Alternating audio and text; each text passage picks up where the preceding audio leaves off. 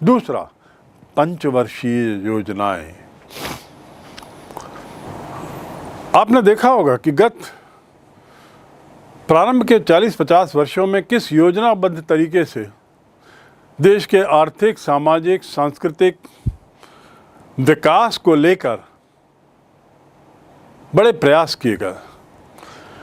आर्थिक विकास के लिए 1951 से जो नियोजन के मार्ग को अपनाया गया, जिसमें पहली पंचवर्षीय योजना से लेकर 10वीं पंचवर्षीय योजना जो 2007 में ख़त्म हुई, और 10वीं पंचवर्षीय योजना का जो लक्ष्य था वो रोजगार और समानता, जबकि पहली पंचवर्षीय योजना का मुख्य लक्ष्य था कृषि का विकास।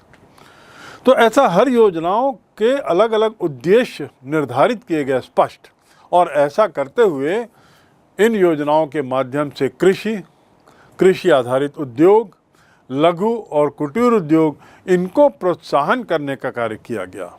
और इनको प्रोत्साहन करने की प्रेरणा दिशा निर्देशक सिद्धांत, जिनका संबंध इन बिंदुओं से है, जिसका जिक्र मैं पहले कर चुका हूं। तीसरा क्षेत्र जहां पर क्रियान्वयन हो चुका है वह है पंचायती राज और स्थानीय शासन। इस पर मैंने पूर्व में भी आपको स्पष्ट किया कि नीति निर्देशक तत्वों में ग्राम पंचायतों को स्वायत्त बनाने का, ग्राम पंचायत को स्वायत्त इकाई बनाने का और उनकी स्थापना करने का सिद्धांत बड़े स्पष्ट रूप से लिखा गया है। इनको एक ऐसा रूप देने के लिए 2 अक्टूबर 1959 में पंचायती राज व्यवस्था लागू होती है। गांधी जी के जन्म तिथि में 1959 में पंचायती राज। 1963 तक भारतीय संघ के समस्त राज्यों में इसको अपना लिया गया। शुरुआत 1959 से हुई, पर धीरे धीरे सभी राज्यों ने 1963 तक पंचायती राज के विचारधारा को, कॉन्सेप्ट को अपना लिया और पंचायती राज व्यवस्था को अंततः संवैधानिक दर्जा मिल गया। 1993 में 73वां संशोधन, जिसे सन 92 में पारित किया गया था, 74वां संशोधन, संवैधानिक संशोधन अधिनियम शहरी क्षेत्रों में स्थानीय शासन की व्यवस्था को और सुदृढ़ बनाने के संबंध में था। उसे संवैधानिक दर्जा देने के संबंध में था शहरी क्षेत्रों को। तो इस प्रकार हम देखते हैं कि पंचायती राज और स्वायत्त शासन की भावना को जो नीति निर्देशक सिद्धांतों में समाहित की गई है, उसको लागू करने के लिए समय समय पर लगातार कानून बने हैं, जिसकी शुरुआत वास्तव में 1959 से हुई और 1963 में इसने संवैधानिक ढांचे का एक शेप ले लिया। उसके बाद शहरी इलाकों में भी ऐसा ही प्रयास हुआ और 73वें 74वें संशोधन के माध्यम से शहरी क्षेत्रों में भी स्थानीय शासन की व्यवस्था को सुदृढ़ करने और संवैधानिक दर्जा देने का काम किया गया। क्रियान्वयन की बात करें तो कमजोर वर्गों के लिए क्या किया गया?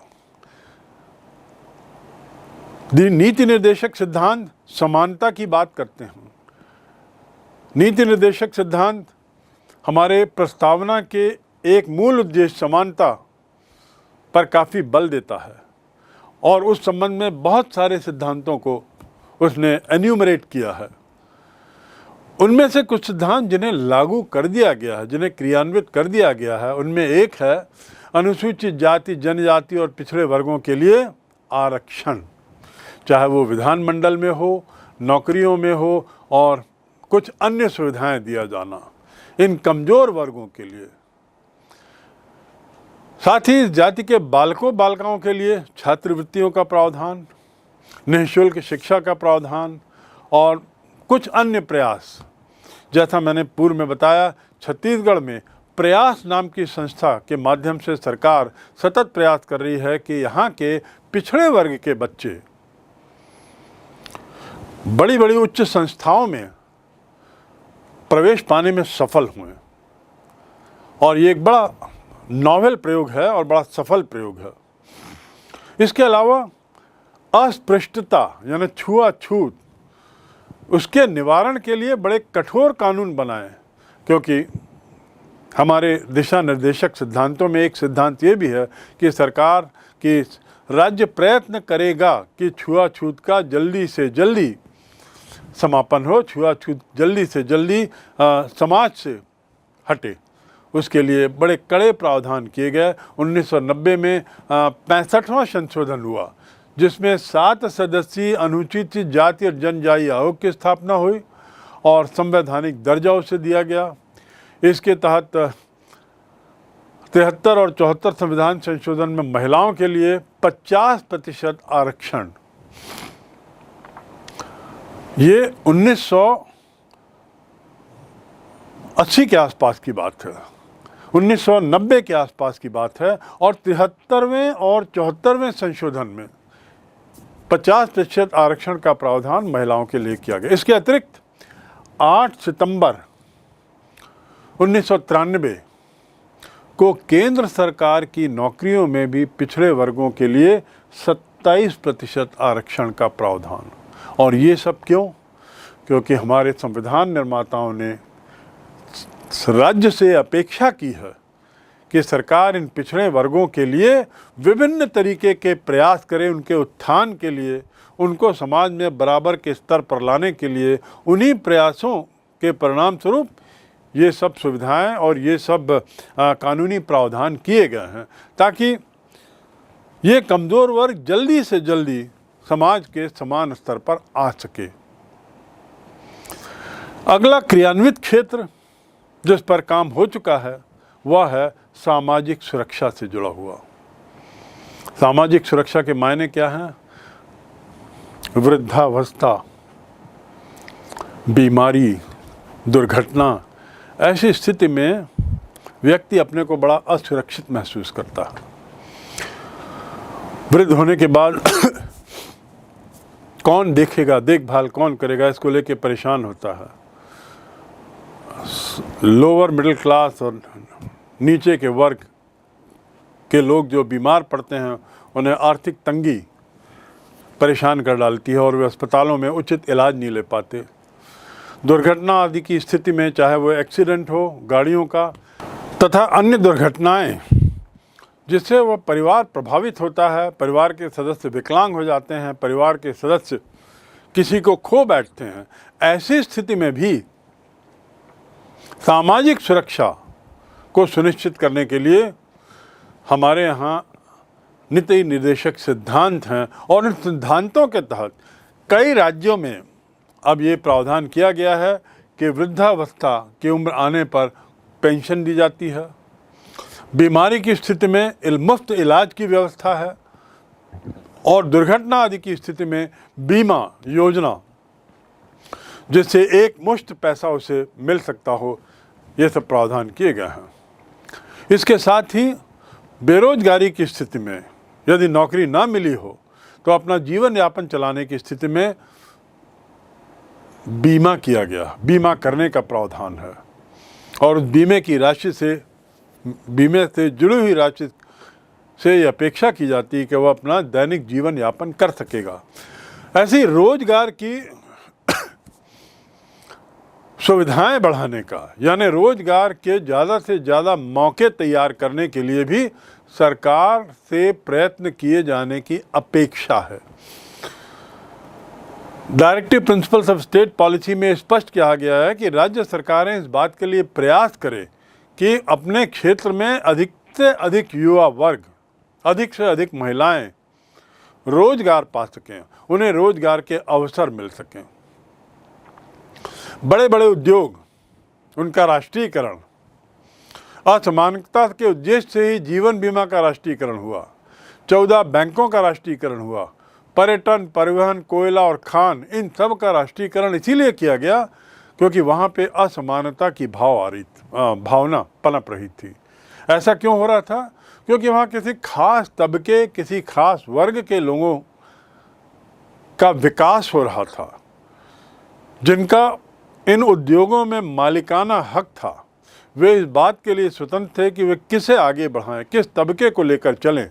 लेकिन जब इनका राष्ट्रीयकरण हुआ, राष्ट्रीयकरण से अर्थ जब इन संस्थाओं को, इन उद्योगों को, इन इंडस्ट्रीज़ को सरकार ने अपने हाथ में ले लिया, तो असमानता कम होने लगी। सभी तबके के लोग उस फैक्ट्री में, उस उद्योग में समान स्तर पर देखे जाने लगे। तो राष्ट्रीयकरण का ये एक बहुत बड़ा फ़ायदा था कि इसने बढ़ती हुई असमानता को रोका।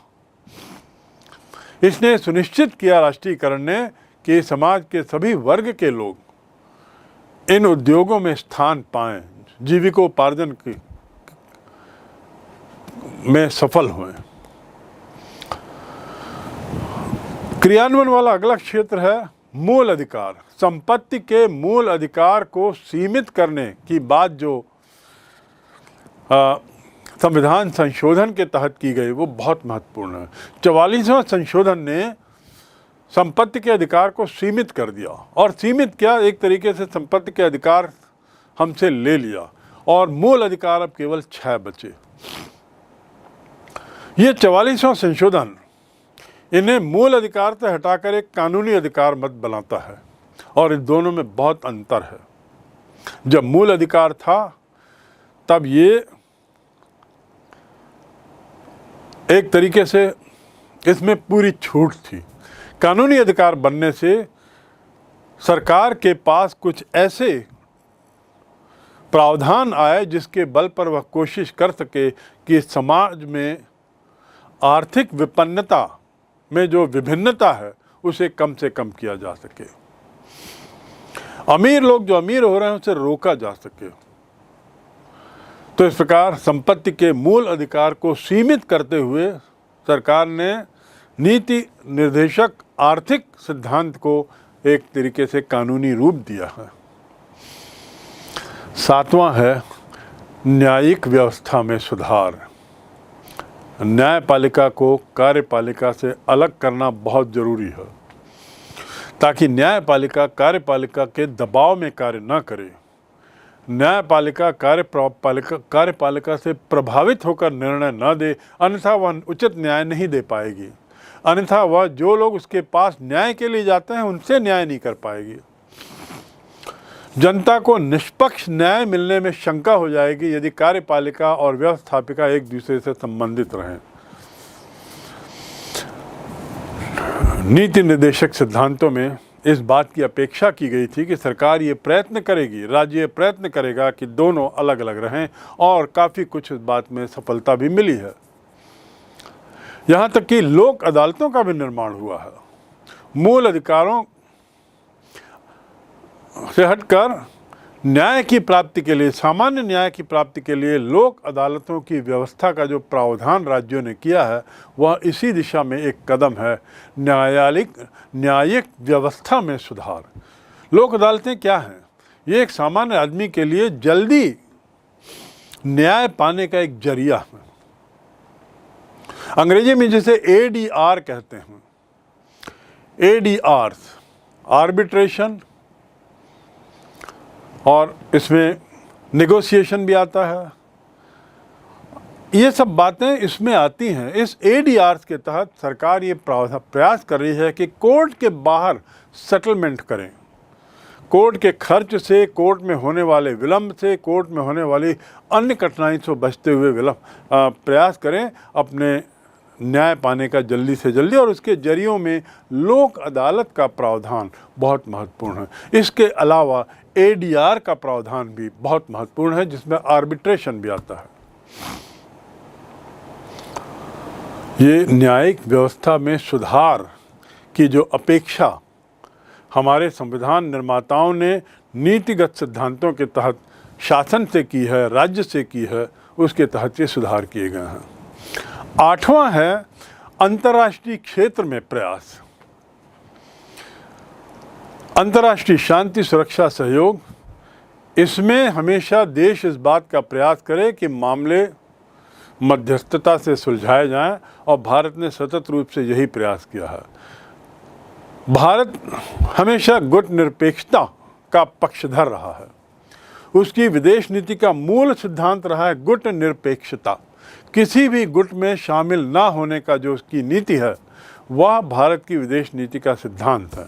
और इसके मायने क्या हैं कि वो तत्कालीन विश्व में जो दो मुख्य सैनिक गुट थे, जिसमें से एक वॉर्सो गुट था जो सोवियत संघ के नेतृत्व में था और दूसरा नाटो ग्रुप है जो अमेरिका के नेतृत्व में है, इसमें भारत किसी में भी शामिल ना होकर के अपने को एक तरीके से न्यूट्रल रखा है, अपने को एक तरीके से तटस्थ रखा है।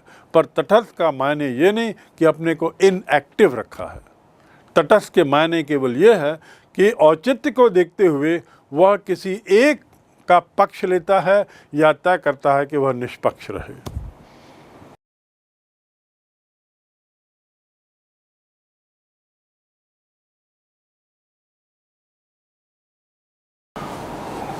सैनिक गुटों में शामिल ना होकर के भारत ने जहां एक और विश्व शांति को बढ़ावा दिया है, विश्व शांति को बनाए रखने में अपना अक्षुण्ण योगदान दिया है, वहीं भारत ने हमेशा उपनिवेशवाद, साम्राज्यवाद, रंगभेद पर आधारित नीतियों का लगातार विरोध किया है। दक्षिण अफ्रीका में जहां रंग भेद अपने चरम पर था, उसको समाप्त करने में भी भारत का बहुत बड़ा योगदान रहा है।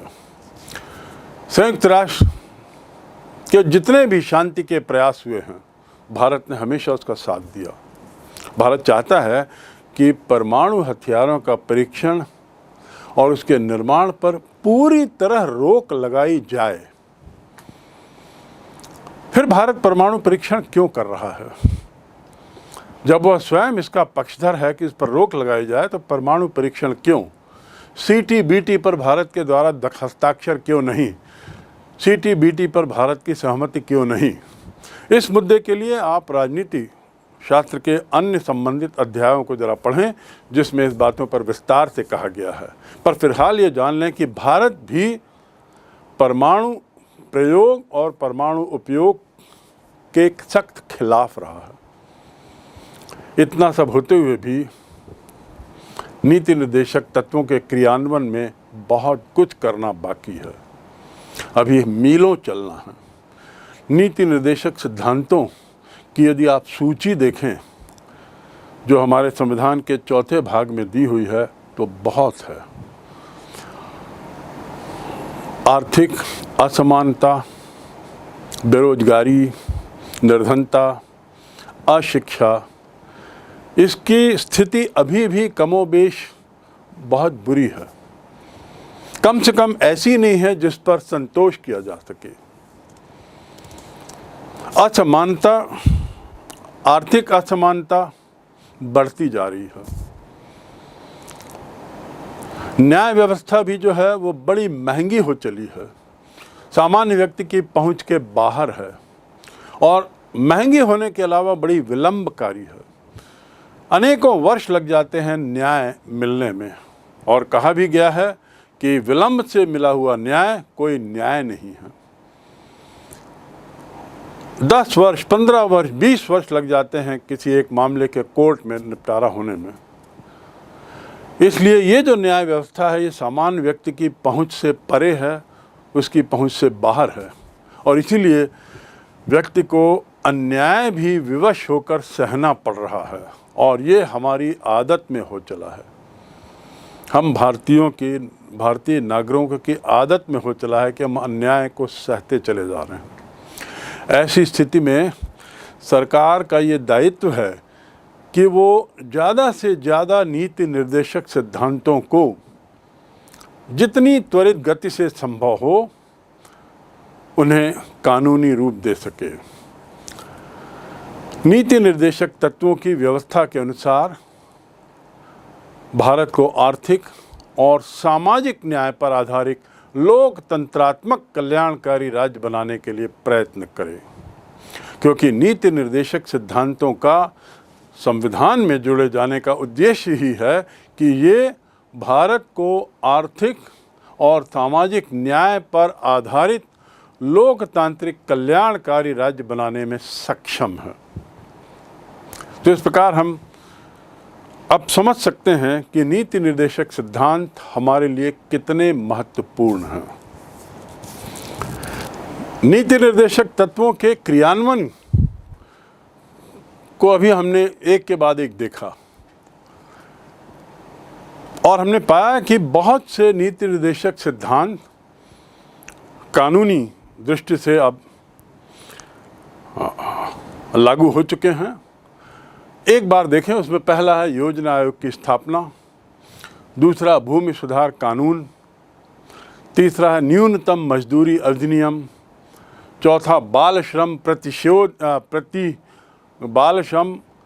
प्रतिवेद अधिनियम, प्रसूति प्रसुविधा अधिनियम, समय पारिश्रमिक अधिनियम, रोजगार योजना, वन्य जीवन अधिनियम, कृषि उपायों में सुधार, त्रिस्तरीय पंचायत राज व्यवस्था, 3 टियर पंचायत राज व्यवस्था, प्राचीन और ऐतिहासिक स्मारकों तथा पुरातत्वीय स्थलों और अवशेष अधिनियम।